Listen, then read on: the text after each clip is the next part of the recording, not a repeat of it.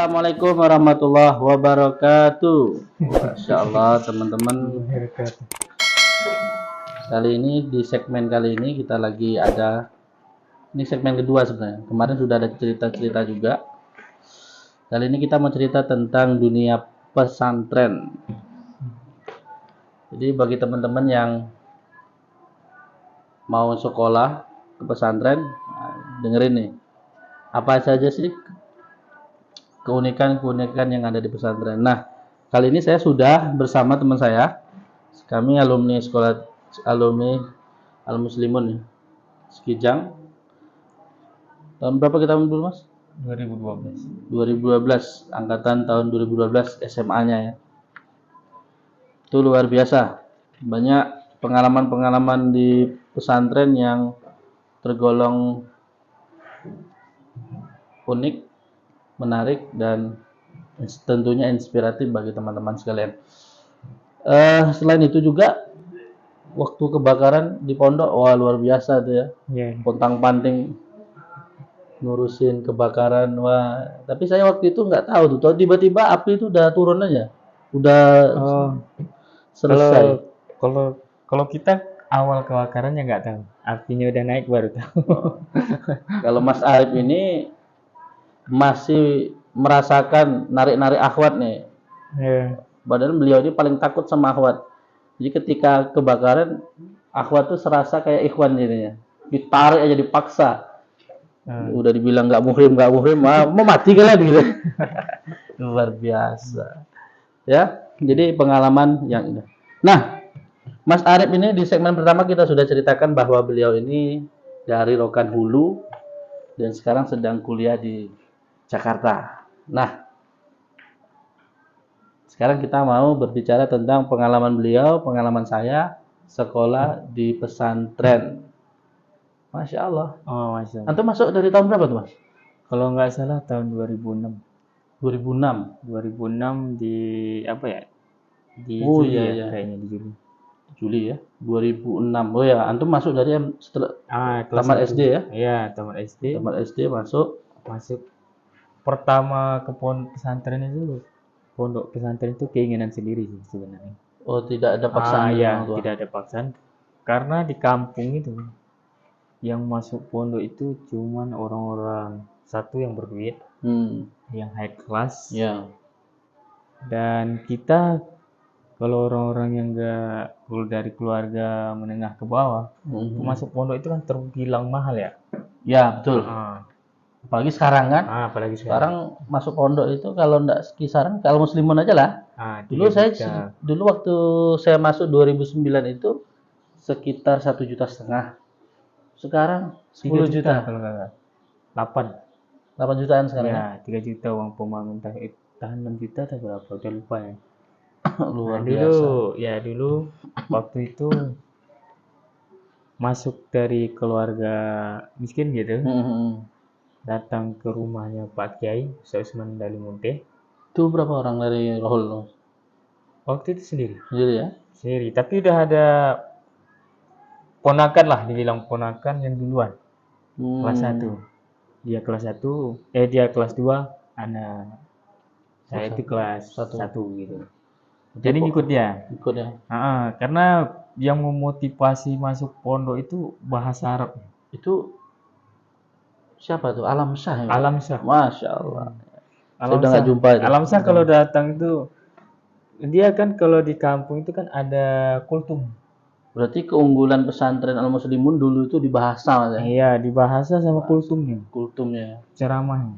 Kalau dulu kultum kuliah 7 menit itu suatu kalau kita udah kultum di depan masyarakat Indonesia itu kan suatu kebanggaan bagi orang tua gitu.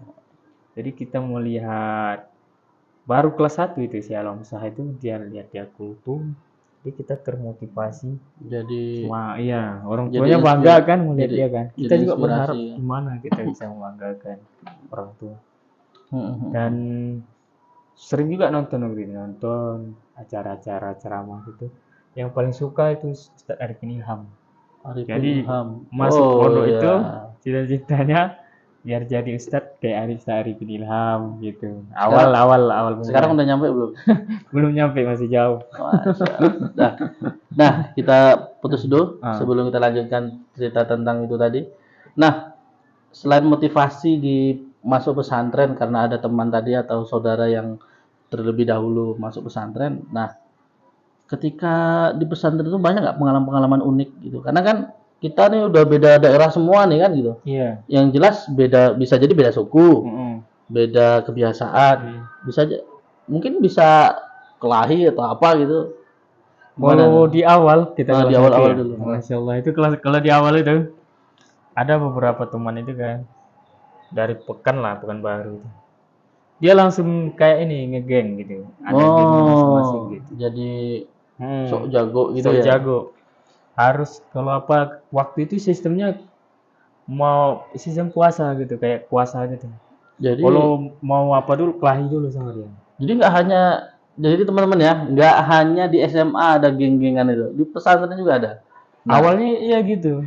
Kita kalau seminggu pertama di pondok itu pasti ada yang kelahi antara kita. Zaman itu kan masih masanya sebelum SBY itu. Ya, masih belum ada sistem pukul tuh masih ada. Tata tertib main pukul. Jadi kalau melanggar itu ikutnya pakai rotan ya. Kalau kita kelahi itu diadu dulu. Wih, berarti langsung disuruh sparring ya? Ya, suruh sparring kayak silat itu dipasangin sabuk masing-masing. Waktu itu masih sabuk hitam nih untuk komando gitu namanya. Pasangan kiri sabuk, yang kanan sabuk diadu. Nah, setelah diadu baru dihukum. Apakah hukumannya dapat rotan, apakah hukumannya bersih-bersih kamar mandi, dan lain sebagainya, macam-macam gitu. Ya seminggu pertama itu cara apa namanya? Jadi seminggu itu pernah nggak? Seminggu pertama antum tuh kalau Anda dibilang dari kelas 1 sampai kelas 2 nggak pernah nggak pernah kelahi ya? Ya, karena lebih mendiamkan diri sih. Waktu SD kan suka kelahi, sering kelahi gitu, tapi karena masuk pondok pengen perubahan yang baru, alam yang baru, teman yang baru, meninggalkan orang tua, terbilang waktu di kampung itu kan nakal.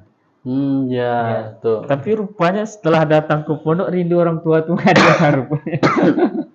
Kirain gitu nakal kita pisah sama orang tua, santai gitu. Ternyata malah rindu ya. Iya, sampai pondok itu termasuk rindu orang tua.